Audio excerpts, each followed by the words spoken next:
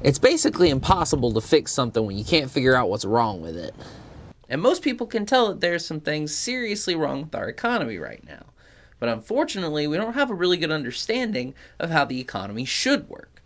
We've been given this idealization of a perfect, competitive little town with specialized work, harmony, and mutual prosperity, which never bears out in reality no matter how hard we try to course correct, and no matter how much technology and productivity improve. And the reason these attempts to fix things tend to fail is because we don't have a good understanding of what we should expect competition to do in the first place. So that's what we're going to do right now. We're going to take things back to square one and show you why competition is actually a one-way street.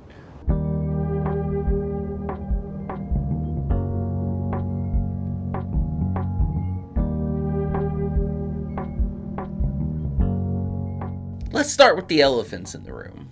Corporations are really big, like the biggest they've ever been, spanning across more borders than they've ever spanned, and touching more parts of the economy than they've ever been capable of touching. This is generally pretty awful, because the more layered a company is, the more they can manipulate and exploit you, sometimes without you even knowing. I'll give you an example of one that's pretty low stakes, but very irritating to me personally. I'm a huge soccer fan, and my favorite team is Arsenal, an English team in London. Most of the soccer coverage in the US is pretty much contained to the streaming platform that owns that league's rights. So, for example, the top Italian league, Serie A, has all of their games in the US streamed on Paramount+. The top Spanish and German leagues, which are called La Liga and the Bundesliga, have all of their games on ESPN+. But the Premier League is the most popular soccer league in the US, and it's probably the most popular sports league in the world. Popular enough to be on network TV and not just streaming. But I'm not convinced that it's just the ratings and the ad sales that they get from running the Premier League on USA Network or NBC that explains why those games are there. Because the Premier League's broadcasting rights are owned in the US by NBC in a massive multi-year, multi-billion-dollar deal. NBC is owned by Comcast, which you probably already know is one of the country's largest cable providers. Because of the popularity of the Premier League and its major teams like Arsenal, Liverpool, Manchester City, Chelsea, and not Manchester United, NBC knows that people like me don't just miss a game. I could count on probably one hand the number of Arsenal games that I've missed in the last 2 decades. So Comcast NBC Universal puts the squeeze on us by making us buy a full cable package of some sort in order to have access to those games. It might only be a few games a year, like 15 or 20 maybe out of your team's total 38 league games at most. But for a lot of hardcore fans, that is enough to get them to buy a cable package, even if that's the only thing they actually want to watch there. And Comcast NBC Universal make more money this way even if you don't get your cable through Comcast, because Comcast owns NBC and USA. So they get to negotiate the terms of listing those channels on DirecTV, Time Warner, local cable like ETC, and streaming platforms like Fubo, Sling, and YouTube TV. The more demand there is for these games, the more they can force the other providers to pay for the privilege of being able to list these channels that have the Premier League games on them, on top of all the other Comcast NBC Universal networks and content. If NBC and Comcast were separate companies, things would likely be different, because NBC wouldn't care whether or not you had a cable package. Their priority would be getting you to subscribe to their streaming platform, Peacock. You might have to get a specific plan or something to get all the Premier League games on there, but they would probably want you to have access to every game on Peacock whether you had cable or not. Showing some games on TV wouldn't be a way to trap you into buying a cable package even if you didn't want it. It would be more like a teaser trying to get people to subscribe to Peacock. But it was more profitable for both Comcast and NBC, and for their shareholders, for them to be one company. This is just one small aspect of how Comcast NBC Universal can leverage this power to make more money. Every TV show and sporting event and movie franchise that they own as a conglomerate is part of this power play. So while you may not be a soccer fan like me, you're probably getting manipulated by them in some way too. This whole situation means that regular customers pay way more money to watch the things that they want to watch. And Comcast NBC Universal's business customers are paying way more money to license content because of how much leverage that Comcast has in all of their dealings. So let's bring in the star of the episode, competition, and try to figure out why competition created this situation that sucks and which everyone except for Comcast, NBC, Universal hates, and why competition would almost certainly do this exact same kind of thing every time. In order to do that, I think we need to turn our attention to the backwards and useless economic methodology that most of us have been taught in school. And the further you went in economics, the more useless that methodology gets. Nobody understands economics less than someone with a doctorate in economics from the University of Chicago or MIT. The biggest problem with that methodology is its starting point. Rather than starting from real economic patterns and then trying to make sense of them, mainstream economics starts from what they wish was true and then tries to explain why reality fails to meet their expectations. You may know this as the theory of perfect competition. Perfect competition is built around a set of assumptions. Those assumptions are that competing businesses all sell an identical product, that there are a ton of businesses and consumers in the market. They use the word infinitesimal, which means I have to use it a lot in this next hour too, meaning that nobody has any relative power over anyone else. And as such, all the competing businesses take price from the market as a given. And if we're not through the looking glass enough already, we're also assuming that all businesses and consumers have complete and equal information about everything important related to the market. That businesses and workers are perfectly mobile and that there are no real costs to entering or exiting the market. Each of these assumptions is wrong basically 100% of the time. You never get a market where the number of firms could be described as infinitesimal. And other than some small farmers markets and bazaars, you tend to not even get that much diversity at all. Think about what it's like to shop at a Walmart or a Target. Most of the products on the shelves are sold by just a handful of major conglomerates, who make some of the products on every single aisle in the whole store. Go to the cereal section and look at the label for what brand manufactures each one. You'll find Post, General Mills, Kellogg's, and the store brand for wherever you're shopping. If you don't look at the labels, it looks like dozens of competing cereal companies. But it's basically just 3, because the store brand is just copying the others, piggybacking on all the marketing that they do for their cereals and offering the cheaper alternative. And those 3 brands tend to stay off of each other's turf for the most part. Post doesn't have a Cinnamon Toast Crunch knockoff, and General Mills doesn't have a Fruity Pebbles knockoff. So while you might be deciding between those 2 cereals, you're definitely not deciding between identical products, which was another one of our key assumptions about the market. And the store brand knockoffs of these cereals aren't competing with the name brands on price.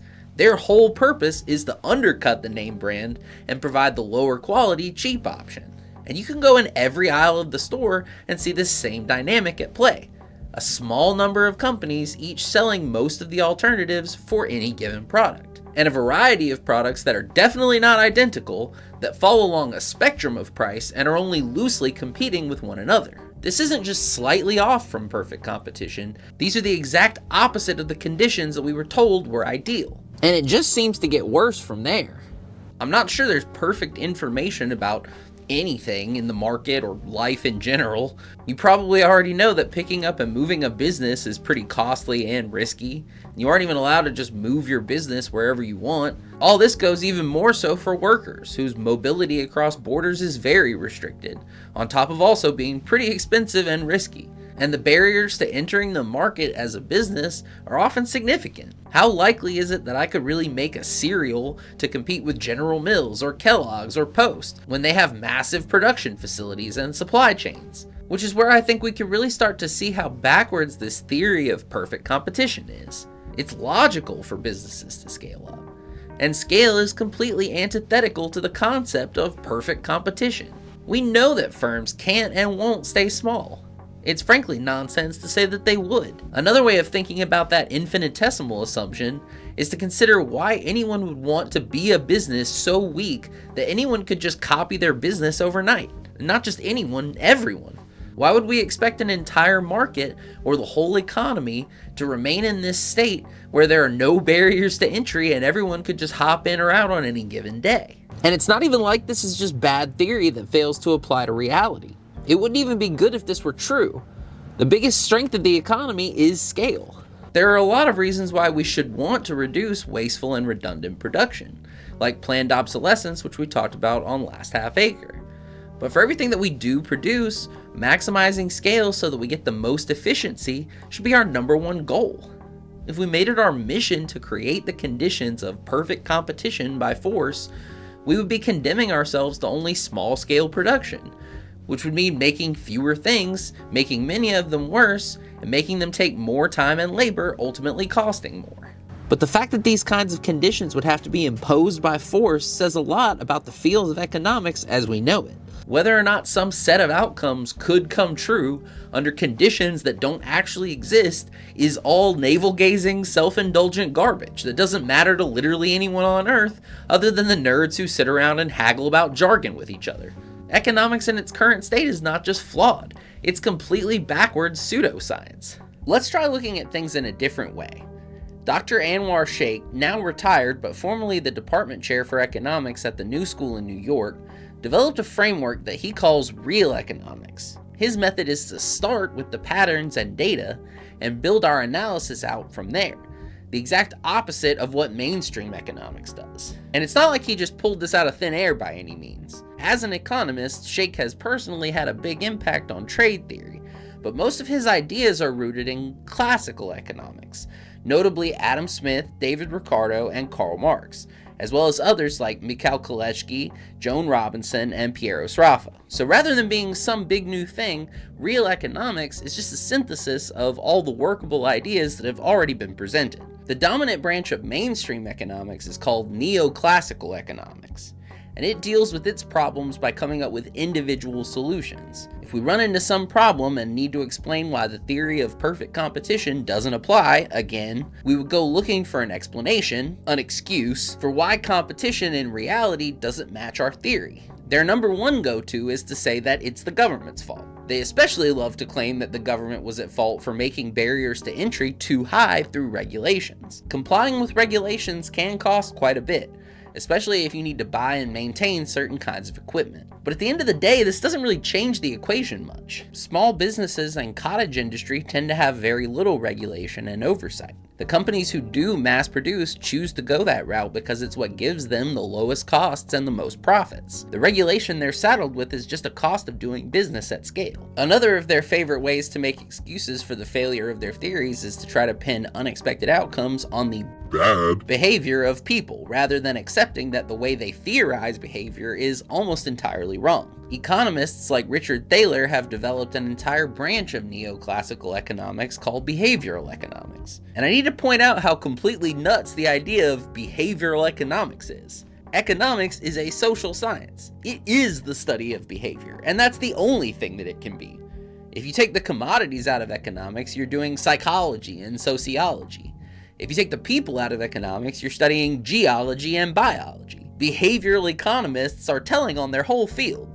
They're admitting that them and the rest of neoclassical economics don't even know what branch of science they're supposed to be in. They seem to think they're physicists. More on that later. But to get back to the point, when someone like Thaler shows up to solve your problem, the solution that you're going to get comes in the form of relaxing one of our core assumptions, usually about information and rationality. Assuming perfect information means they also had to assume that everyone was perfectly rational and would use that information in more or less the same way. I'm gonna assume that you don't need me to tell you that people aren't always perfectly rational, and economists are pretty bad anyway at coming up with a usable definition of what perfectly rational would even mean. The big problem with Thaler's method is that it isn't a method. He just comes in, removes the thing that's causing the problem to try to preserve the structure of the rest of the theory, and never reconsiders any of the fundamentals or looks for a new framework that actually works. I'm just strictly dogging on Richard Thaler in this video. Which means he's pulling one assumption out over here, but a different one out over there. At which point, there is no neoclassical framework at all. Every question can be answered in whatever way is most convenient, and no two answers have to align with one another, let alone all the answers working together. This is really the thing that makes Shaikh so groundbreaking, and it's one of the things that makes it so difficult to explain why his work is so groundbreaking. His book, Capitalism, Competition, Conflict, and Crises, completely changes the landscape of economics, but there isn't any one big new revelation in it. I believe Shaikh's work will one day be seen in economics the way that Copernicus and Galileo are seen in astronomy. the point at which some disjointed ideas and observations finally started to coalesce into a rigorous scientific discipline. He removes all the ridiculous assumptions about perfection and rationality and optimality that are just idealistic wishful thinking and are totally unscientific. But Shaikh's book doesn't have one big "Earth revolves around the sun" headline takeaway, and that's a big part of why I think people don't understand it yet. So let's try to do that right now, to take an example from the real world and to try to understand how and why certain things happened using Shaikh's framework for analyzing the economy, comparing as we go to the failed and outdated neoclassical model to see why this new framework is so revolutionary. For our case study, we're going to look at the auto industry and see how the market coalesced into just a handful of major companies in that space, and why this is exactly what we should expect from competition. And then we'll look at the auto industry in the context of competition between modes of transportation, and see how profitability and political power are deeply connected forces. But before we do, I want to highlight some of the differences between these methods. With mainstream economics, we get a bunch of contradictory answers depending on where we choose to start from. Neoclassical theory breaks pretty much instantly. We've already talked about how scale makes the idea of having lots of different manufacturers inefficient. Auto manufacturing is such a high-scale operation that it's affected by this fact more than most other industries. You basically can't have small-scale car manufacturing, unless the cars are just going to be super expensive. And usually that leaves these folks clinging to some kind of excuses for why the car companies became so concentrated, which doesn't have to implicate scale. And like I said before, their favorite thing is to say that the government regulations in this industry are the real barrier to entry, and that if the government just stopped having any regulations on car companies, like labor laws and environmental regulations, that we would have the perfect competition they say we're supposed to have. But that's the only thing they ever want to do. Make the government do less and tell us the lie that the market will resolve to perfect competition when left on its own. Then we have the other branch of mainstream economics, which is called post-Keynesian economics. These are the descendants of John Maynard Keynes, and whereas neoclassical economics focuses on perfect competition, the post-Keynesians focus on imperfect competition. They tend to talk a lot about degrees of monopoly power, which might sound like it's rejecting the idea of perfect competition, but it's actually just measuring reality against perfect competition and still treating it as our target. So when they look at the auto industry, they see an oligopoly, a bunch of market power concentrated into the hands of the small number of firms who have bought up all of the brands and consolidated them into a few super conglomerates. The solution that the post-Keynesians offer is to break up these conglomerates into smaller companies, perhaps break all the brands down into individual companies, at which point we would have perfect competition, which just needs to be constantly guarded by the government, preventing growth, mergers, acquisitions, or any kind of concentration that might ruin the shape of this market, which we have predetermined to be perfect. These two variations of the same idea depend on us relating everything back to this state of hypothetical perfect competition. But when using Shaikh's method, we can just ignore the concept of perfect competition and all its assumptions and baggage completely. We just need to look at what actually happened in the development of the auto industry, how competition played out, and what the results of prolonged competition were. Most of the stories about how a car company was founded are pretty similar. A few dudes with nothing but some money and a dream opened up a little shop and started making cars. Many of the automakers that you're familiar with started out this way, as an independent company, usually still owned by the family who started it. When the auto industry was just starting out, it was a lot easier to jump into the industry. Nobody had a better system yet than just assembling a few cars at a time in a small shop, and selling at prices that most consumers couldn't afford. The early car was very much a luxury good, and for those first few years, only rich people had them. Ford wasn't the first car maker.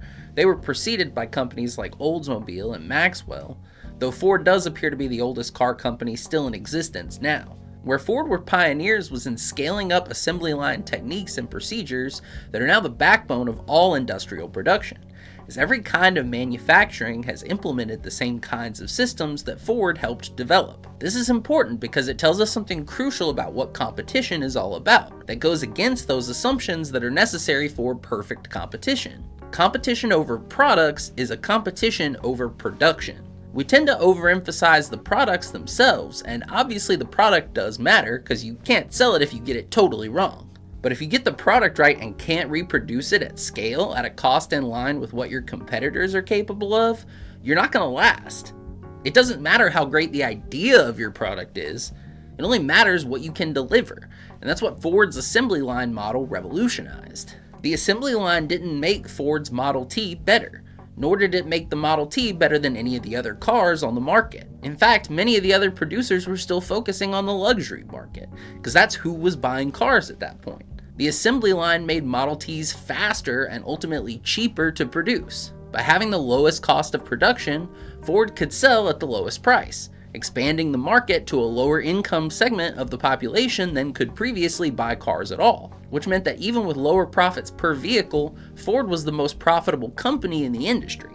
Real competition is companies with different products and different methods of production, and thus different costs, showing up to the market and trying to sell their products to whoever might buy them. They adjust as best they can to what other producers are doing on the back end, as well as to the changing tastes and demands of consumers. We can't confirm whether their information is perfect or even good, how mobile they are, how high the barriers to entry are, nor do we know how many businesses we should expect to see show up. All of those factors can vary quite a bit from case to case. The only assumption we need to make about businesses is that they are motivated by profit. They might try to make the lowest cost version of a thing, or they might try to make the most high-end expensive version of a thing. They might try to make products for an unserved market, or they might chase trends. They might try to invent a new product or file the serial numbers off of an existing one. The only thing we know for sure is that their primary, if not exclusive goal, is to generate profit.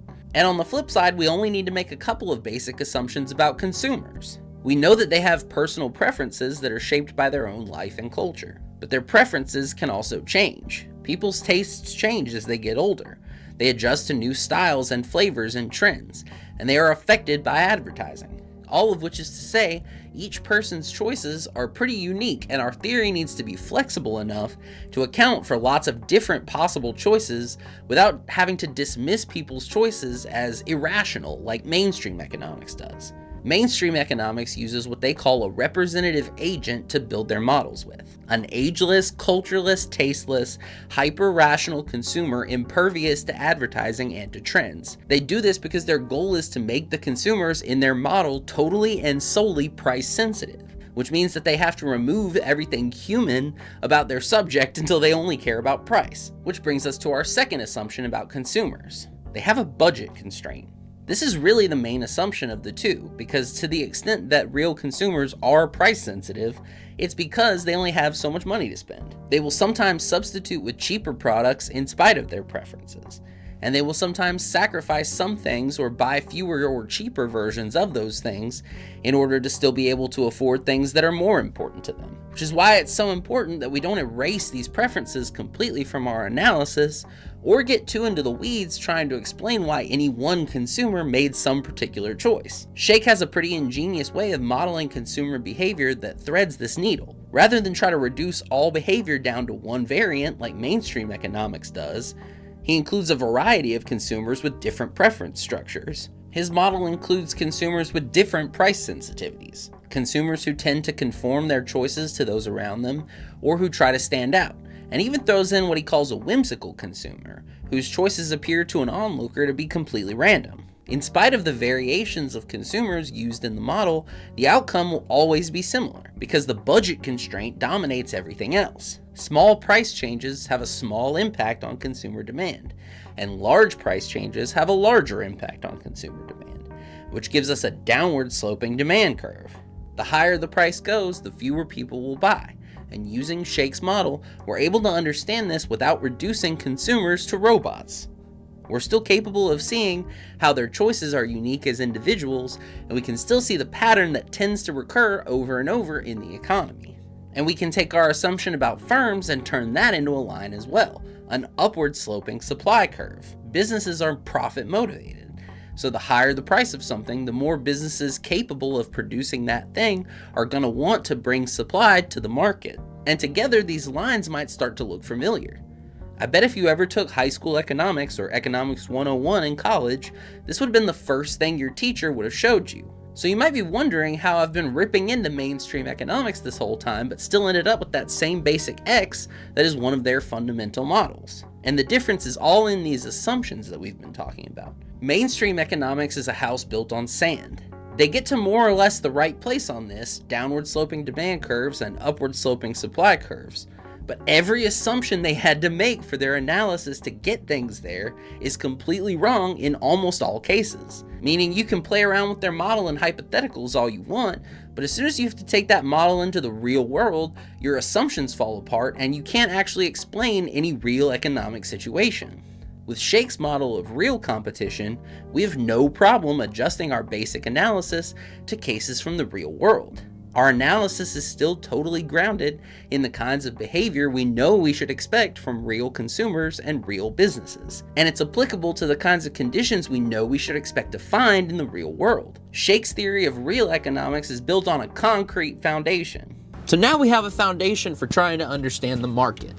Businesses seeking to make a profit compete over who can provide the products that customers want at the prices those customers can afford. The businesses with the most marketable products and the most efficient methods of production are the ones who will end up holding the most money at the end of each round of competition. Those with the least marketable products and the weakest methods of production will wind up with the least money, meaning we can see where pressure is going to be applied to the market. Even if we happen to start with lots of companies, which is by no means a guarantee, the results of competition very quickly start redistributing power upwards towards the winners of the early rounds of competition.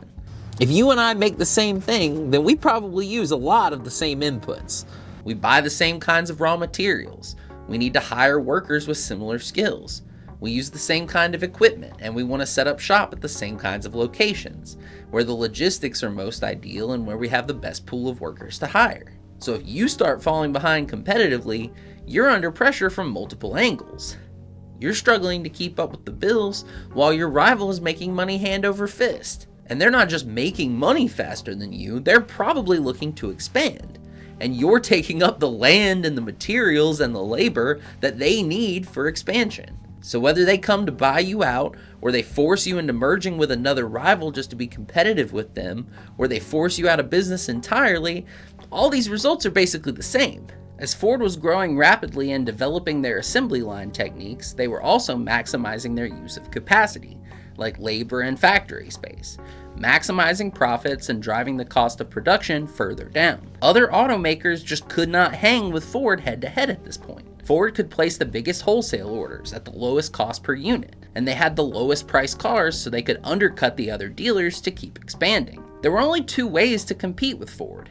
Go high and make a luxury car for a smaller market but one that you could defend from Ford, or you could try to conglomerate with some other automakers, merging your supply chains in order to economize, and try to replicate Ford's supply chain and assembly line so that you could match them on prices. Or for the best results, do both. And sure enough, this is exactly what we saw in the 1910s and 20s. Dodge started out life as one of Ford's parts manufacturers, and decided to venture out into making their own vehicles before selling out to Chrysler in 1928. Chrysler had only been founded 3 years earlier, after a takeover of the Maxwell Motor Company. The same year that Chrysler bought Dodge, they founded Plymouth, aimed at competing with Chevy and Ford for the low price end of the market. 2 years before that, General Motors finished consolidating its original Big Six slate of brands: Buick, Cadillac, Chevy, GMC, Oldsmobile, and Pontiac. So you can see how the dominoes fell. Ford found the path towards the lowest cost of production by maximizing their scale, and everybody else scrambled to match what Ford was doing. Notice how we get the opposite of the outcome that we're told to expect from perfect competition. Chevy and Oldsmobile and the others didn't just try to take Ford's assembly line model and stick it into their own plants. Even if Chevy had started mimicking Ford's assembly line strategies in 1915 while they were still an independent company, they still would not have matched Ford on cost, because they just weren't big enough. Only through merging multiple brands together could the other automakers replicate what Ford was capable of. If they had tried copying Ford individually, they just would have gone down one at a time, and Ford would have eaten them all for lunch.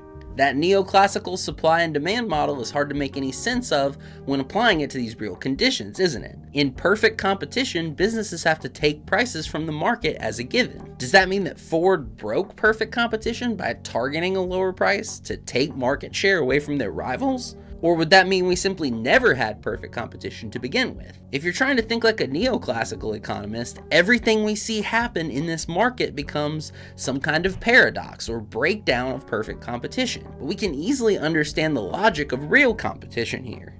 Ford wanted to increase the size of the market and their share of that market by lowering the cost of production and lowering the price to undercut their rivals. You can't do that if you're taking the price as a given.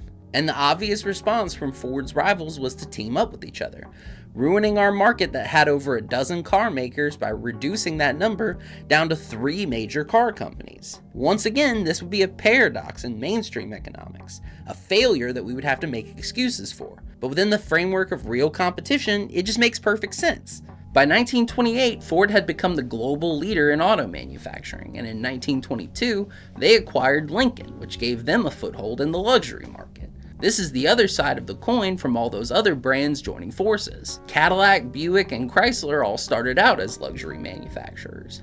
And Ford, because of their reputation as the cheap option, couldn't really break through in the luxury market on their own. This is a consistent problem for low-priced brands. Think about all of McDonald's failed attempts to push expensive menu items. Once you're known as the place with the cheap but affordable junk, it's hard to get away from that reputation.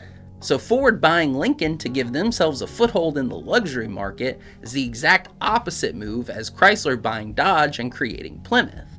They're all mimicking each other's most profitable moves. Each market has its own particularities in terms of what counts as premium, standard, or substandard. And each market goes through its own technological and social changes, which we have to look for and take account of when examining each market. But one thing holds true across all markets, no matter where or when they exist. If scale drives down the cost per unit of production, competition for scale will be one of the central points of competition within that market. Scale is the result of all the logical things for a business to do when taken to their furthest possible extremes. Let's see what this looks like by looking at the end-to-end assembly of one model of car, a Dodge Charger, a 1969 one like Dom had in the Fast and the Furious. That was my dream car when I was about 10 years old, so we're gonna live out my childhood fantasies here. And still is, if we're being honest. Remember from earlier that Dodge started out as a parts supplier for Ford, so Dodge would have had the capacity to make some car parts right out of the gate.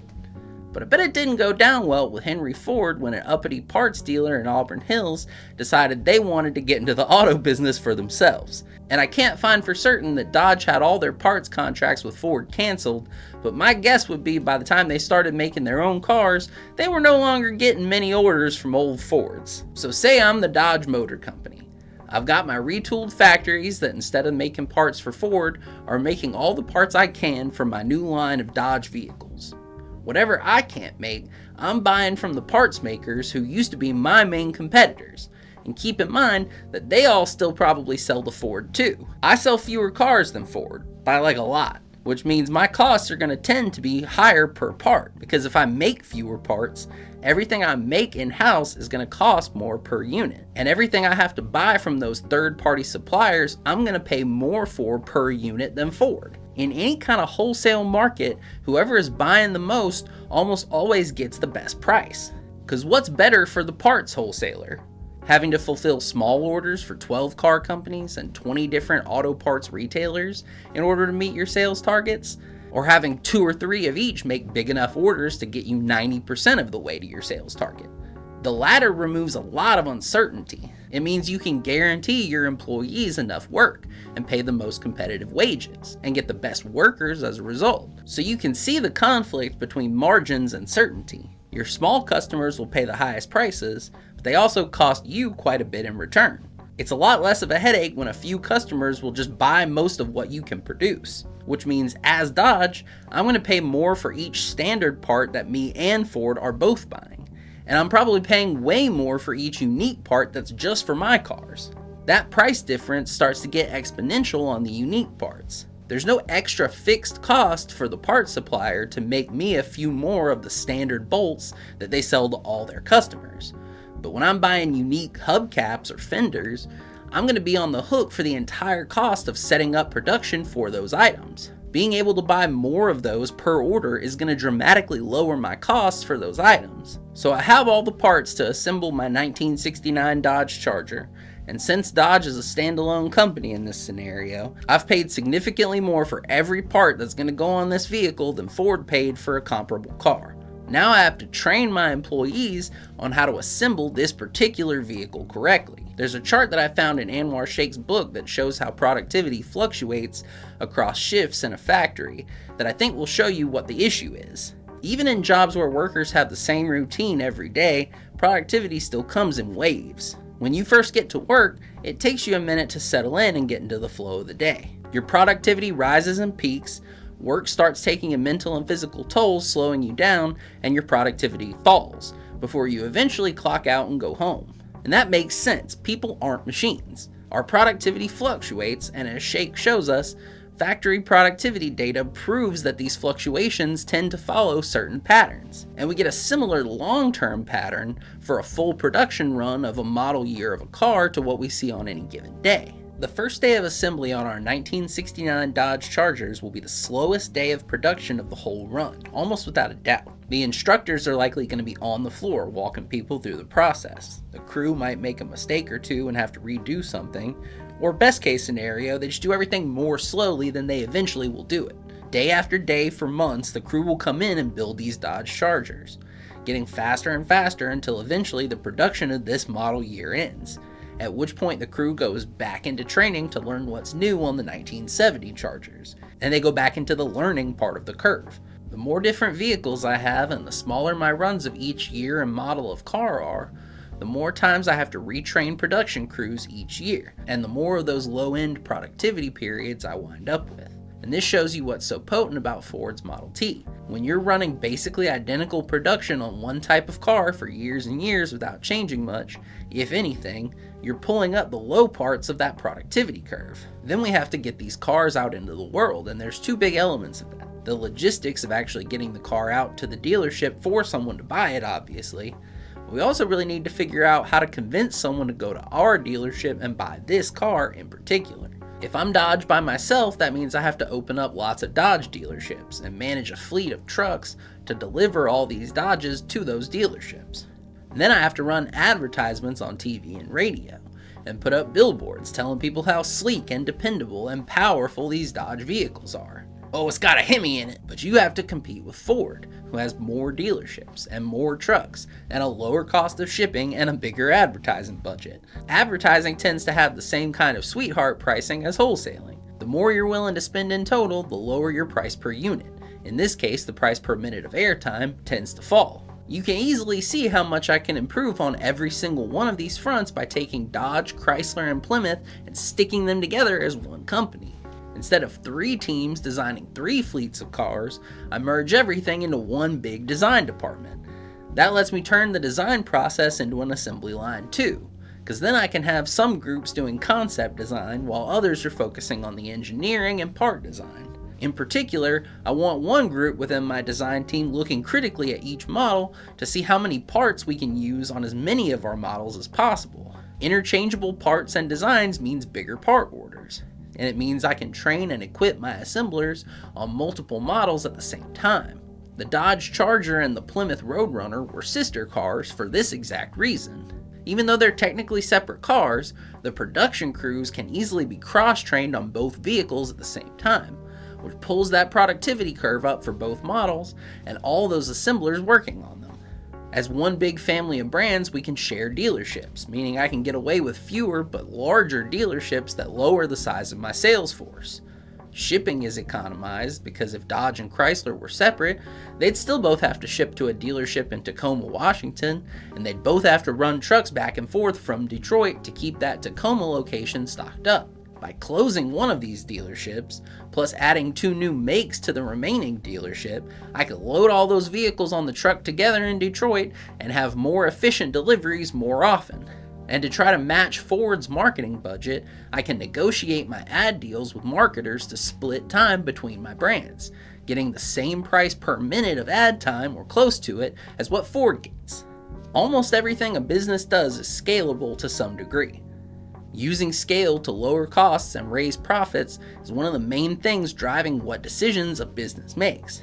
And this is completely incompatible with a theory of competition that suggests that competition would ever be an equalizing force. Every force in the market, from supply chains to advertising, are pushing companies towards conglomerating into larger and stronger firms. This idea of infinitesimal competition with lots of companies competing is the polar opposite of the competition we keep seeing in the real world, where the divide between winners and losers only tends to get bigger over time. And this divide only grows faster the more advanced technology gets, as more expensive barriers to entry mean new markets are starting with smaller pools of competitors that will only ever shrink from there. Meaning this problem of big nasty conglomerates isn't just automatic within capitalism, it's getting worse, and it will only ever get worse from here. Auto manufacturing doesn't necessarily scale to a singularity though, by which I mean, yeah, scale matters, but there's not a very strong magnetism towards unifying that entire industry under one company. There's enough different types of cars, and there's a demand for those different types of cars, which means past a certain point, more mergers and acquisitions aren't really doing that much unless they're reducing the total number of models in the fleet. But there are some cases where a monopoly, or at least a geographically divided oligopoly, is basically unavoidable. Utilities are a great example of this, because any overlap in water or electric or cable infrastructure is just waste, an unnecessary duplication of efforts and infrastructure.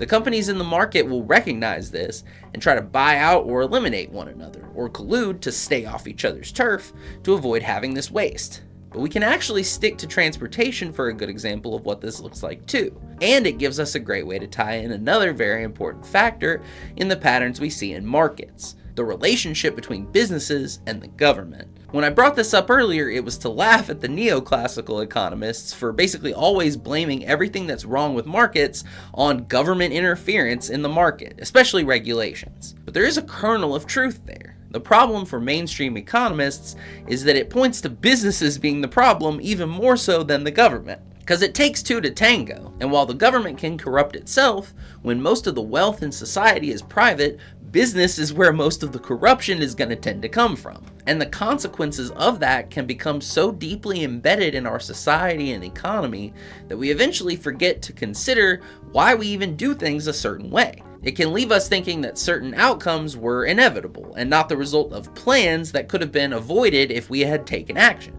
And it would be harder to come up with a better way to show you what this looks like from a bird's eye view than to look at how we ended up with the car dependence and bad public transportation that most of the United States has as of 2025. In 1920, you could hop on a cable car in Waterville, Maine, and ride, with quite a few changeovers, all the way to Sheboygan, Wisconsin, a journey of over 1,000 miles on exclusively streetcars. This is just about unfathomable to any American living today. A journey of that length either has to be a long drive or a flight. And I doubt anybody made that entire trip exclusively by streetcar in 1920 either. The main reason I point this out is because it shows how thorough the coverage of streetcars was in parts of the US, especially the Northeast, at that point. Passenger trains had a much wider reach in that era too, and getting between 2 points in the US by train was a lot easier and relatively cheaper. But rather than maintain and develop these systems alongside car and air travel, which dominate now, we killed off most of the streetcars and a lot of the passenger rail, to the point that long-distance passenger rail in the US is a joke compared to Europe or East Asia. And only a handful of US cities have decent commuter rail and streetcars at this point at all. So what happened? Well, it was right around this point in the 1910s and 20s that Ford was pumping all those Model Ts off the assembly line, and the other auto manufacturers all conglomerated together to compete with Ford. The streets were suddenly flooded with cars, causing the first traffic jams. And the people who had bought these cars and the companies who sold them didn't like competing for space. So there was a political friction developing already, but things really started to shift in the 1950s when a couple of key things really changed the urban transportation landscape permanently. The 1956 Supreme Court ruling Brown versus Board of Education made school segregation illegal. Meanwhile, that same year, the plans for the interstate highway system were finalized. What resulted is what's now known as white flight, the mass migration of white people, rich and working class alike, from the cities into the suburbs. They took advantage of the new highways and big new suburban housing developments to hide away from the integrated school systems of the inner cities. Because while segregation was now officially illegal, if you lived miles and miles away from any black community and your suburban neighborhood was redlined, you were going to be sending your kids to an almost all-white school. This racism-driven mass migration was devastating to urban infrastructure, as everything from schools to utilities had less money coming in to keep up with maintenance and costs. For streetcars, fewer riders means fewer fares collected, making it harder to keep the streetcar lines operational on a lower budget. At this point in the story, you'll usually hear that cars and planes simply outcompeted streetcars and passenger rail as the dominant modes of short and long distance transit, respectively. But this is where our mainstream economics mindset fails and where we need to take a look at things from a different perspective. The mainstream narrative paints a picture that cars and planes just won fair and square, and that the world evolved to suit what consumers had demanded. But this narrative completely erases some of the most important aspects of how real competition works. And specifically, it erases how competition between private companies bleeds over into public political spaces, more than the mainstream economists want to admit. In fact, in the days of Smith, Ricardo, and Marx, there was no standalone economics at all. This subject was known as political economy, because it was understood that these things were not separable. It was only after Marx's work showed how many of the outcomes of the invisible hand that Smith and Ricardo had spoken of were not so great that the growing neoclassical movement decided to saw the political side off. The founders of neoclassical economics, Alfred Marshall and Leon Walras, started moving towards doing economics via pure math. And if you were wondering what the point of all their ludicrous assumptions was, this is basically it. To do math, you need to be able to remove unquantifiable variables and only deal in things that you can quantify. But by reducing all these unquantifiable things to assumptions, you're just stripping the complexity of reality away until the only thing left is numbers. And there's one more assumption that we haven't touched yet, which might detach economics from reality more than any other. That the state is limited and neutral in economic affairs and leaves the mechanics of the market alone. This is where mainstream economists get their excuses when it comes to the existence of big corporations and conglomerates. Their theory assumes that this would not happen on its own. So when big, powerful corporations pop up, they say it's because of regulations or manufactured barriers to entry or protection provided by the government. Their framework just does not allow them to recognize or accept that it's scale and the interests of business that drive these companies towards getting really big. And then those companies collude with the government to protect their position in the market. And once the car makers had become massive conglomerates, that's exactly what they set out to do. It can get into tinfoil conspiracy territory pretty quickly when we start talking about corruption, when explicit corruption is illegal and not public information unless someone gets caught. So let's establish some important ground rules about this relationship between economics and politics. The bigger a share of the economy a business or an industry occupies, the more political power and influence it wields, whether that business or industry goes out of its way to be corrupt or not. Say you're a representative in the US House. Chances are there's an auto manufacturer's headquarters or an assembly plant or a parts manufacturer or a tire plant or an oil refinery in your district. Those businesses and all of their employees and customers are your constituents. Even if nobody donates to your campaign or sends lobbyists to take you out to dinner or tries to influence you in any way, you would be one bad politician if you didn't account for the fact that taking care of that economic interest is almost certainly in your best political interest. Capitalist democracy is pretty deterministic in this way. It roots the government in whatever interests are economically dominant. So we can point to incidents of outright corruption and graft in general, and in the auto industry specifically. For instance, the Great American Streetcar Conspiracy, also known as the General Motors Streetcar Conspiracy, is as good as an example as you can find of one industry purposely destroying a rival industry to promote their more profitable business model at the expense of a cheaper public alternative. General Motors, the Firestone Tire Company, Standard Oil Company, Phillips Petroleum, and Mack Trucks were found guilty in federal court of colluding together to buy up local transit companies and shut down streetcars and light rail, in favor of buses and cars, which obviously all the companies involved stood to make more money from in perpetuity. While white flight and suburban sprawl weakened the income of streetcar operators, they weren't ultimately beaten because consumers wanted cars and buses alone.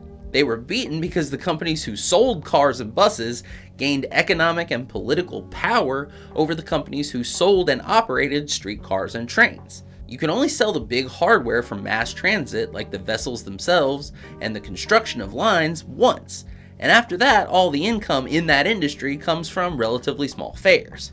The auto industry, on the other hand, extracts big ticket purchases from its users over and over again. You buy the car or the bus if you're a local transit authority, and then you have to buy gas every few days. You have to get an oil change every few months. You have to get regular maintenance and replacement parts, new tires every few years, and then eventually you need a new car or bus. So while on the surface, the competition between the streetcar and the personal automobile might appear to be about consumer preferences and how people would like to get around, in the long term, we can see that the real competition between these industries is a competition about which industry can accumulate more profits and build a bigger economic and political footprint. There's no doubt that personal cars have become more popular, but did commuters really value streetcars so little as to warrant them basically being eradicated from the country at this point, considering how big a footprint they once had? We're not really in a position to say either way. All we know is that the auto industry was so profitable that they were able to buy a lot of the local transit companies and force the transition from streetcars to buses. And the $5,000 fine that General Motors paid for getting caught in this corrupt scheme was a speeding ticket, all things considered. That's less than the average price of one used car at this point. That's one of the ugly sides of competition that the neoclassical view of economics was created in order to hide. But these underhanded and illegal moves are the exception to the rule. It's your everyday lobbying and the economic leverage that business has over elected representatives that converts economic power into politically enforced dominance. The best example of that might be the passing of the Interstate Highway Funding Act in 1956. Because there we can clearly see the federal government choosing to fund the interstate system and not to subsidize streetcars or rail at all. This isn't just the market making a definitive choice about the future of transportation, it's the government promoting one future over another, and not really for any logical reason or with any cohesive plan. They were pushed towards that outcome by all those same players that colluded to tear up the streetcar system: car makers, tire makers, and oil companies. That's what happens when you let the market decide. The market allocates wealth and power, and those who wind up with it make your choices for you. Similarly, the airline industry gets subsidized by the federal government to run flights to remote areas that would have been accessible by passenger train, but aren't because of how weak our passenger rail system is nationally. And just like with the favoritism on display towards cars, the airlines and oil companies are just much stronger as a political force, so they were able to shut passenger rail out, even though it objectively makes more sense in this case. For instance, the government subsidizes flights from the Middle Georgia Regional Airport in Macon to Baltimore and Charlotte in order to give the folks in Macon access to national and international travel that they would otherwise have to drive all the way to Atlanta to get. But you know what would be a much more efficient way to tap Macon into the global travel system? Running fast and affordable rail that would run through Macon on its way between Atlanta and Jacksonville, Orlando, or Tampa. Macon could also be the stopping point on an east-west rail line between Montgomery, Alabama and Columbia, South Carolina. A route that would also cover two other cities in Middle Georgia, Augusta and Columbus, neither of which has the luxury of that rural airline subsidy right now. These kinds of rail projects would cost a good bit of money, but they're also permanent. By building this kind of infrastructure, we would permanently connect cities like Macon regionally and increase access for folks in Macon and other smaller cities to major international airports at the same time. Instead, the US spends $400 million a year to connect cities like Macon to larger airports. That funding only covers a few rural airports, and it doesn't do anything for rural areas without airports. It doesn't contribute to building anything permanent, and it only gets more expensive to subsidize as the price of air travel goes up. It is a political choice to give airlines money to promote stopgap systems that don't work instead of building up passenger rail lines that would. And this is where the big picture view starts to blow that myopic little equilibrium view of neoclassical economics out of the water. At the end of the day, we have to be able to justify the long-term economic shifts that competition brings about if we want to defend competition as the thing to build our economy around. But it's hard to imagine a better example of why depending on competition to get it right is a bad idea than transportation. Competition took lots of small companies and turned them into a handful of massive global conglomerates, who not only stacked the deck to have the government subsidize their industries and the massive infrastructure projects they depend on, they suffocated all the alternatives in the process and left us little choice but to buy our own car and fly on the major airlines when we're headed somewhere too far to drive. And now, even though we know that gas emissions are a huge contributor to climate change and that we need to drastically cut our oil consumption, we're trapped in a system politically captured by the industries causing the problem. And they can't and won't pivot fast enough to alternatives because they're not profitable or exploitable enough for the companies who hold all the power to make the changes we need to make. Electric cars are only just starting to get popular and nowhere near fast enough. High-speed rail that could take the pressure off of airlines, who are nowhere near deploying fully electric planes, is nowhere to be found. And there's constant pushback against solar and wind and geothermal power funded by the oil and coal companies, who don't want their control over the electrical grid to be taken away. This isn't just a little oopsie daisy here. Competition led us to make the worst series of choices that human beings have ever made. The power to change course rests mostly in the hands of people who currently profit from this system, and they won't budge because they get to be rich today even if life on Earth is wiped out tomorrow. There's the invisible hand for you. It's holding a gun and it's pointed at our future. So if we let competition do its thing, we know exactly what we should expect. Big conglomerates with lots of economic and political power. And I think most people are pretty opposed to that outcome. Some people will take that neoclassical path of denying that competition was ever a part of the problem, while others take the post-Keynesian path and push for regulation, antitrust laws, and other measures to protect competition. And while this might sound like an appealing middle ground, once we know what we know about competition, it's actually just the middle ground between sense and nonsense. Because this post-Keynesian regulation of competition has all the same failings in terms of understanding what competition is and does that the neoclassical view has. The neoclassical view just makes excuses for why perfect competition doesn't come to fruition in reality. And while the post-Keynesians accept that it would never just happen that way on its own, they make the big mistake of trying to impose those conditions by force, with some pretty nonsensical results.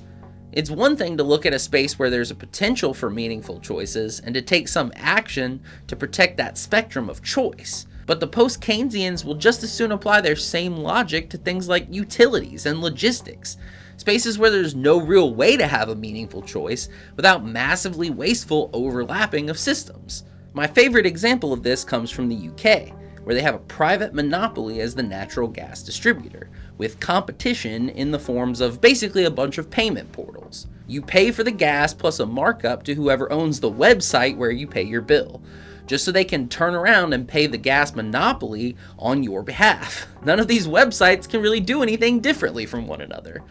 The state-backed monopoly company acquires the natural gas and pipes it throughout the country to users, and the websites just offer you the choice of where you want to pay your bill. And the websites can't even cut their own profit rates to lower prices. You get fined by the regulator if your prices drop too far below a set rate. Because get this, that's what companies trying to corner the market tend to do. What is the point of this? We still have a monopoly in reality, because trying to run overlapping natural gas lines would be extremely wasteful and massively increases the chance of spills. And because we can't get any actual competition in that space, the British government decided that they would fake competition by having a bunch of web payment portals pretend to offer you some kind of choice. This is just puppetry made to look like competition to protect the thing that mainstream economics actually cares about: private ownership.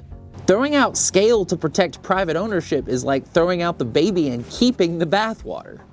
So let's try to imagine what it would look like to preserve some variety of products and choices where they actually do matter, by adding public ownership to the mix so that we don't have to throw away scale and efficiency or let scale be captured by tyrannical corporate goons. And I think looking at food is the best way to see how this could work. We already plan agriculture. The US federal government uses subsidies to push farmers towards certain crops, especially things that are calorie dense and shelf stable. That's why the US is such a leader in corn and wheat production. We have very high-tech farming techniques, and these crops in particular can be planted and harvested using heavy machinery, unlike a lot of fruits and vegetables that have to be hand-picked. And they're massively subsidized. Corn farmers got $3.2 billion in federal farm subsidies in 2024, while wheat farmers took in nearly $1 billion. Payments fluctuate over time based on a number of factors, but on average, US farmers make 13.5% of their income from subsidies. Another good example of that is beef production. Nearly a quarter of all US federal land is used for cattle ranching, and cattle ranching makes up the single largest economic use of all land on US soil. And the agriculture that isn't planned by the US government or US agricultural companies is often planned elsewhere. A lot of US agricultural exports are sold directly to foreign governments, something that we've learned the hard way this year as US soybean farmers had their sales to China decimated as part of the trade war. The Chinese government is socialist and plans its agricultural production and importation much more rigorously than the US does. And until the trade war, US farmers were benefiting from the stability and predictability of sales to China. US soybean farmers got nearly $2 billion in federal subsidies in 2024, making the US soy industry almost a joint US-Chinese state planning operation prior to the current trade war. China is now getting most of their soy imports from Brazil and Argentina. There are some pretty obvious reasons why you would want to promote more coordination and long-term planning in agriculture than you might need elsewhere in the economy. It's obviously a high-stakes industry. If you get your food supply wrong, the consequences can be horrendous. And there's no guarantee anyone will get things right if you've just got lots of small farmers trying to make profit-maximizing decisions without any guidance or organization. That system barely worked for subsistence farming when everyone was just trying to feed themselves, let alone in an industrialized economy where a small percentage of the population farms and is mass-producing food to sell to everyone else. It's big agricultural conglomerates that dominate rather than small farmers. Companies so large that they might as well be a government unto themselves. Remember earlier when we were talking about cereal? Companies that are huge in that space, like General Mills, don't just take the price of wheat and corn as a given. They're growing a lot of that wheat and corn and buying more in bulk from other farmers. And they have a lot of power in that market because they're the middleman. Processing wheat and corn into shelf-stable products is the hard part. They're buying in bulk, processing at scale, manufacturing products at scale, and their size makes them strong enough to battle with retail juggernauts like Walmart and Amazon over pricing. Their entire operation is planned from farm to table to avoid volatile market pricing as much as possible, and where they fail, government subsidies and bailouts usually pick up the slack. This is a government-sponsored and subsidized cartel. They use their size and power to control the prices that farmers will get paid for their crops.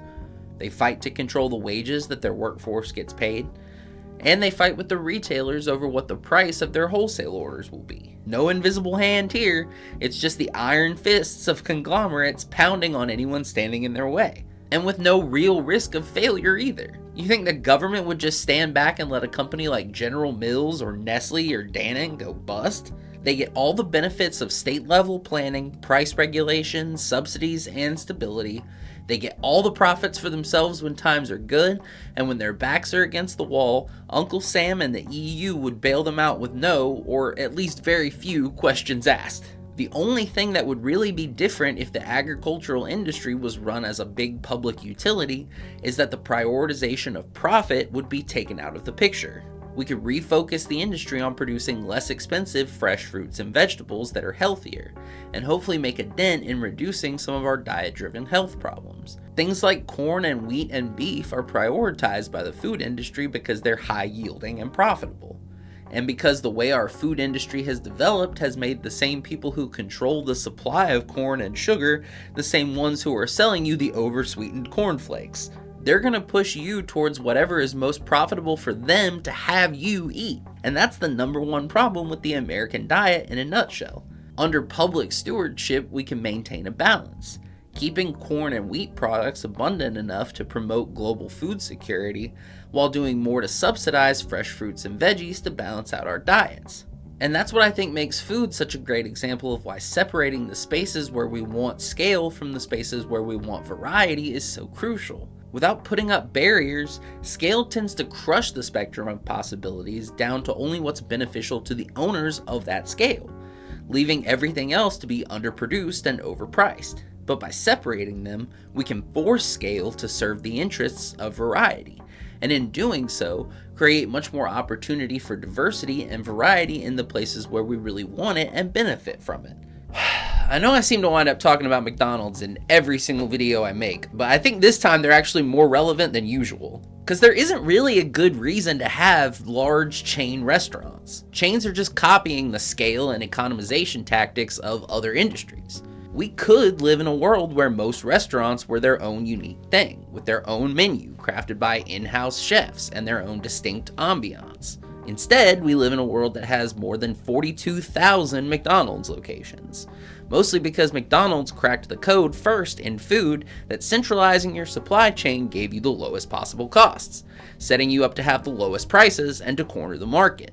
And a massive global business can unleash a barrage of advertising at you. But spreading these kinds of businesses is horrible for our economy and culture. How much of our food production capacity is locked up in institutions like McDonald's, making bad food with as many corners cut as they can muster, when the same equipment and labor could be used making healthy, unique, and still affordable food that enriches the lives and the pockets of workers. Every McDonald's location is a missed opportunity for people in your community to have a kitchen where they can try out their own culinary ideas and engage with the community, and for your community to put on display some of its own unique cultural character.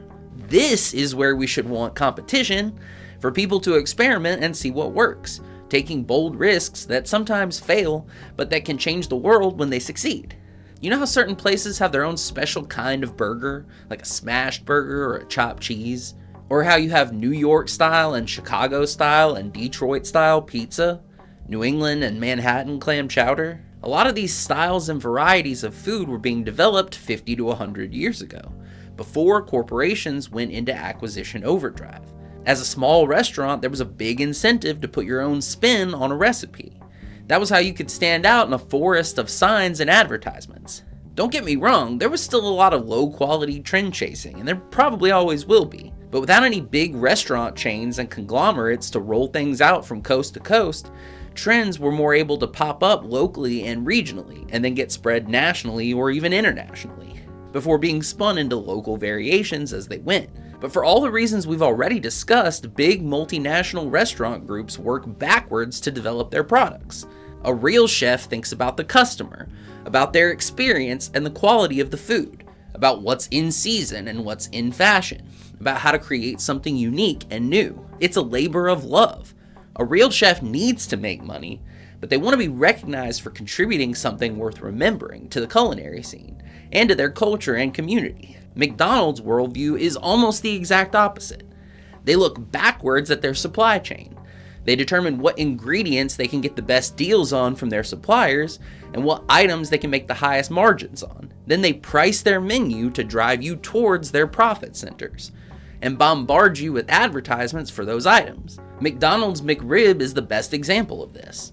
Between 2005 and 2011, McDonald's brought back the McRib 5 times, all of which were during low points in the price of pork. That is not a coincidence. They don't care what you want. They're a machine that tries to figure out what thing they can shove down your pork hole that allows them to transfer as much of your money into their shareholders' pockets as possible. And look how culturally frozen we are because of the amount of power that corporations like McDonald's have. Hamburgers were the big food fad of the 1950s. And because of corporations, McDonald's especially, that fad got turned into a global industry with a massive web of supply chains built around it. So rather than just being a fad that could have blown over for a while before settling into a little niche, it became institutionalized, And chains like McDonald's and Burger King continue to get to play a huge role in shaping the trends in food, setting back the kinds of choices that we have. The soft drink market is a great example of this too. Bottling scales up really well, so Coke and Pepsi gobble up every small beverage maker as soon as they get popular. And that's exactly what happened to brands like Monster Energy drinks and Topo Chico. Most of what you'll find in your local gas station cooler is owned by either Coke or Pepsi. And obviously every vending machine is too. Scale needs to be used to provide the greatest variety of ingredients possible at prices that reflect their real costs and value. Then it's up to the ingenuity of creators to figure out the best ways to use all of those ingredients. Some of those ideas will become popular and be replicated all over the world. Some will just not catch on and wither away into obscurity. But in that system, everyone with ideas would have the same kind of access as anyone else to give it a shot developing a new recipe or a new menu, freeing us culturally from the tyranny of these soulless conglomerates. And by making that scale available to everyone on the same kinds of terms, we prevent the rise of another McDonald's, as nobody could build up power through scale and impose their direction on everyone else. And that wouldn't necessarily mean the end of trendy things expanding their reach, because if a restaurant is really popular, it could be replicated. But the question then would be purely about the popularity of that thing, and not the cost efficiency of the supply chain behind it. Each new McDonald's location is easier to build than the last one, because it further drives down their costs across the chain. But with no supply chain arms race between chain restaurants, adding every new location of any given restaurant would always be just as hard as the last one. And it doesn't affect the costs or profitability of any of the other locations. They would all still be paying the same prices as all their competitors for comparable goods through the public logistics utility company. That's right, Cisco. I'm coming for you. I'm coming for you, Cisco! And US Foods, too.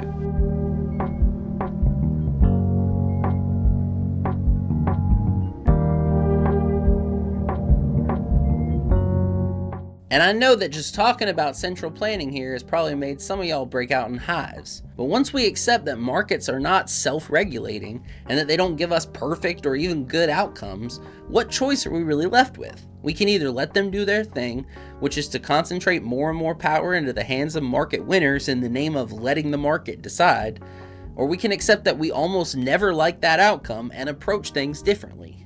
Sometimes, like with my example about restaurants, that might mean creating something that kind of looks like what we've been told a market is supposed to be, with lots of small players competing for a niche and trying to stand out in an ocean of options. But it's important that we ground our thinking and our action in what we're doing when we create that kind of condition. We are planning. We have predetermined those conditions to be the ones that we want, and we are taking actions intended to bring about those conditions. Those conditions are not emergent. They are not natural on their own. And by separating these kinds of spaces from the scale that would otherwise grow to dominate them, we are preventing the invisible hand from doing what it would otherwise do.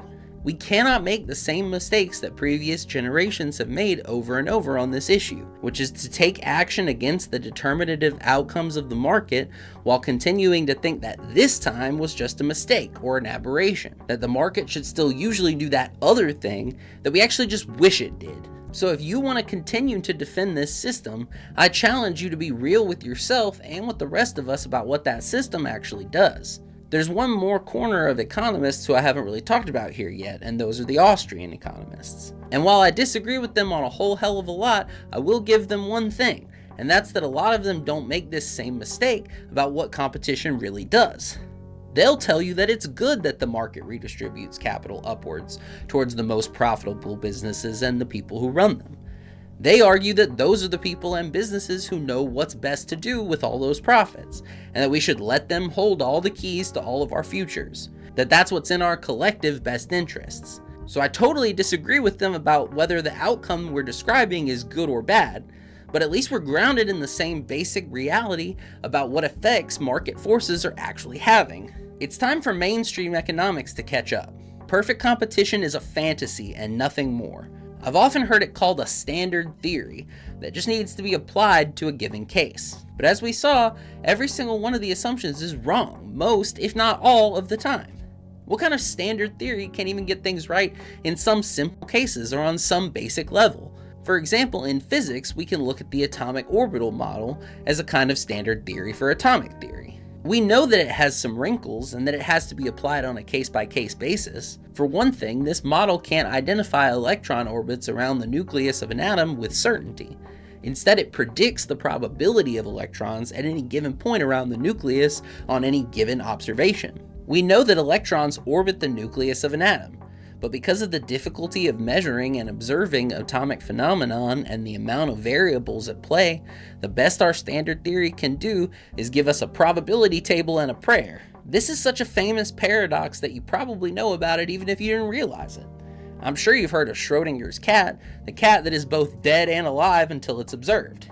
The cat is either alive or it is dead. Our observation of that can only confirm it to us, the observers. And Schrodinger's point is that this view of electron probability is kinda nuts. We know that electron is somewhere, definitively, and our observation of it doesn't determine its position, any more than our observation of that cat makes that cat alive or dead. And yet this quantum theory of atomic orbit works well enough that lots of other definitive work in physics can be done using this model as its starting point. That's what a standard theory is supposed to be, a set of grounding, demonstrable ideas, which although maybe not universal or perfect, are still ultimately usable to someone. And I'm not a physicist by a long shot, so I apologize if my analysis of these concepts from physics is somewhat vulgar. But I am enough of an economist to know that the standard theory of perfect competition isn't a jumping off point, it's baggage. And the best evidence of that is to ask which of these elements of perfect competition we would ever need to add back into our analysis if we started from Shaikh's method instead.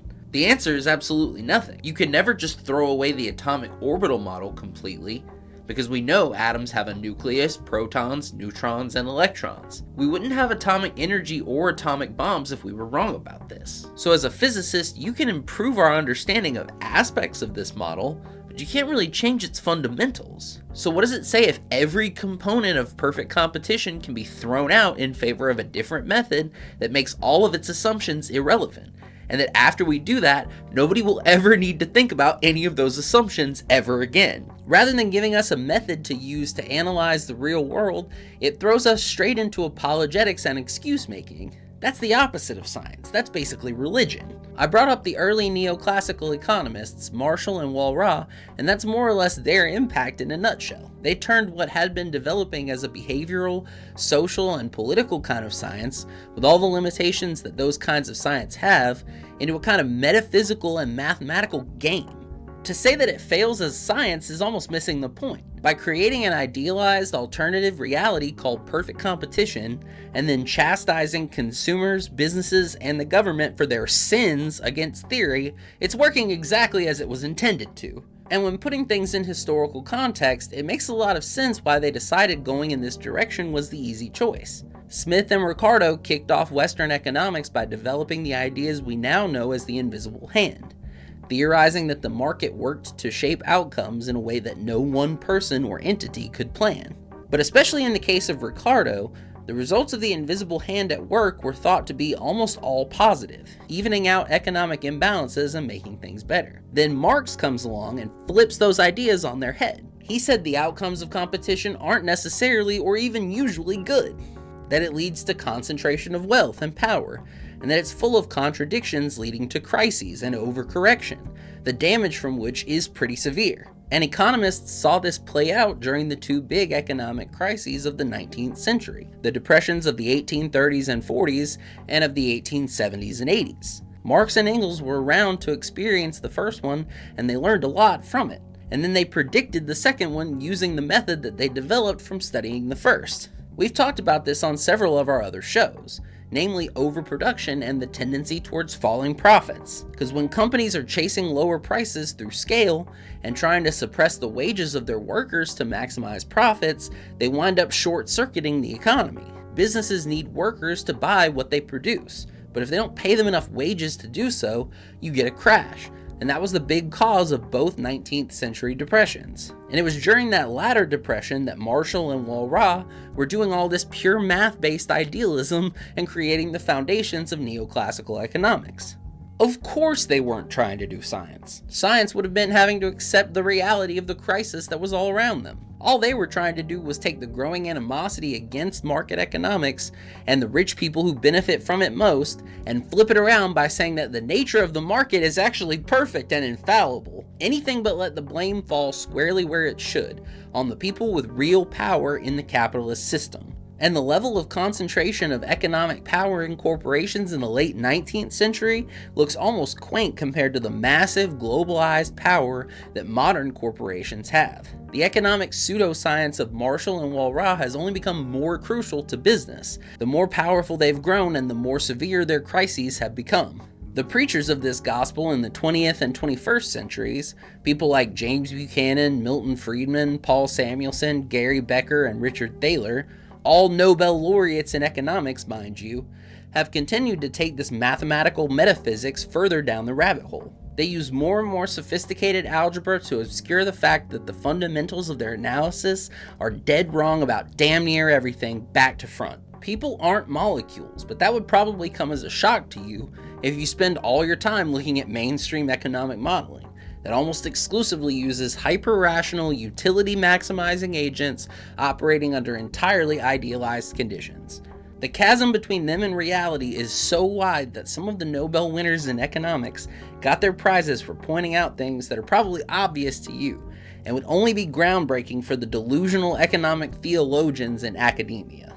Remember earlier when I said the PhDs in economics from MIT and the University of Chicago knew the least about economics of anyone? I bet you didn't believe me then. But meet Robert Lucas of the University of Chicago, considered one of the top economics departments in the world, who won the 1995 Nobel Prize in Economics for having developed and applied the hypothesis of rational expectations and thereby having transformed macroeconomic analysis and deepened our understanding of economic policy. That's just jargon, so let me provide a specific example of some of his amazing work. One of Lucas's most famous contributions to economics is the Lucas paradox. This paradox observes that even though poorer countries have lower levels of capital per worker, and according to mainstream economic theory should be more profitable to invest in, flows of capital from rich countries to poor countries remain low. Imagine having such a dim and detached view of the world that you think this is a paradox. A really tricky question to answer that you should win a Nobel Prize just for even asking.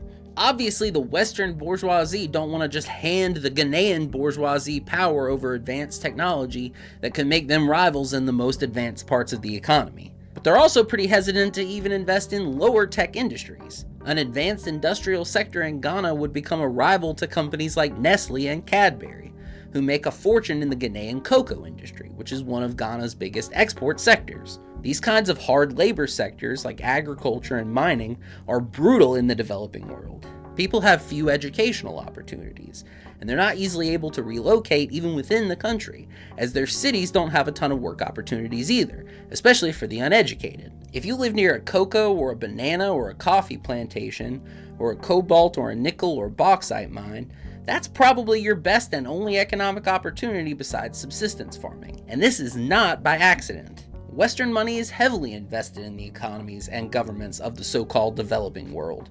It's invested in this brutal extraction of economic resources, which if you look at as capital flows, as Lucas does, really doesn't seem like much. They're not relocating much heavy industry.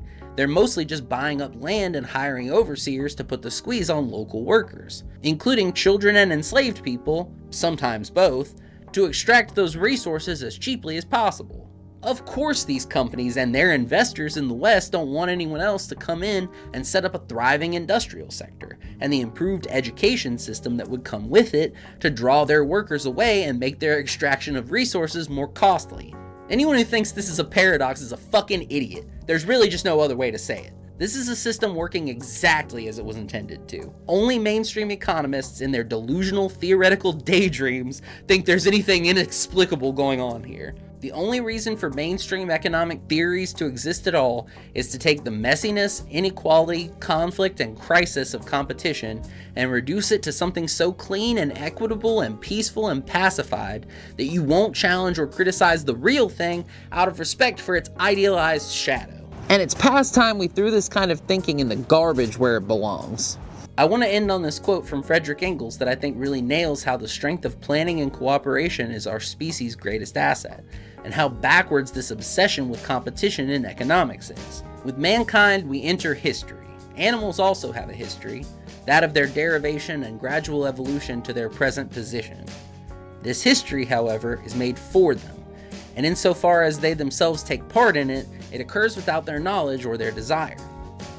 On the other hand, the more that human beings become removed from animals in the narrower sense of the word, the more they make their own history consciously.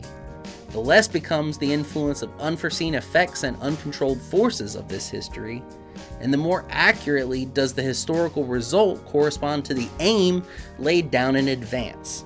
If, however, we apply this measure to human history, to that of even the most industrially developed peoples of the present day, we find that there still exists a colossal disproportion between the proposed aims and the results arrived at, that unforeseen effects predominate, and that the uncontrolled forces are far more powerful than those set into motion according to plan.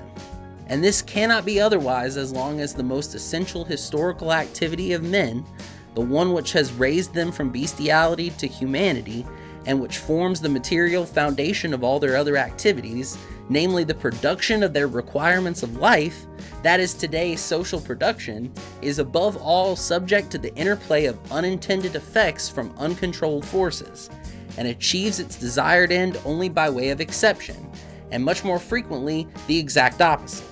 And in the most advanced industrial countries, we have subdued the forces of nature and pressed them into the service of mankind. We have thereby infinitely multiplied production, so that a child now produces more than 100 adults previously did. And what is the result? Increasing overwork and increasing misery of the masses, and every 10 years, a great collapse. Darwin did not know what a bitter satire he wrote on mankind, and especially on his countrymen, when he showed that free competition, the struggle for existence, which the economists celebrate as the highest historical achievement, is the normal state of the animal kingdom. Only conscious organization of social production, in which production and distribution are carried on in a planned way, can lift mankind above the rest of the animal world as regards the social aspect, in the same way that production in general has done this for men in their aspect as species. Historical evolution makes such an organization daily more indispensable, but also with every passing day more possible. From it will date a new epoch of history, in which mankind itself, and with mankind all branches of its activity, and especially natural science, will experience an advance that will put everything preceding it in the deepest shade. We can do things a lot better. We have to start by changing the mindset that's holding us back from even knowing how.